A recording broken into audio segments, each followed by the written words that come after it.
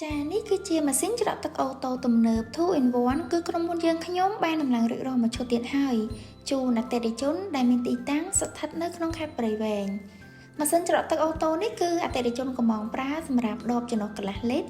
ដោយម៉ាស៊ីនគឺធ្វើការពីរមុខក្នុងពេលតែមួយមុខងារទី1គឺច្រកទឹកអូតូដោយក្បាលច្រកទឹកមាន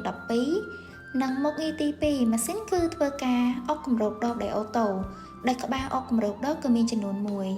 ហើយបន្ថែមទៅលើនោះថែមទៀតអតិថិជនគឺបានកំងបំពាក់បន្ថែមគឺមុខងារទូអត់តាមអូតូស្វ័យប្រវត្តិដើម្បីពន្លឿនឲ្យការធ្វើគឺបានលឿនរហ័ស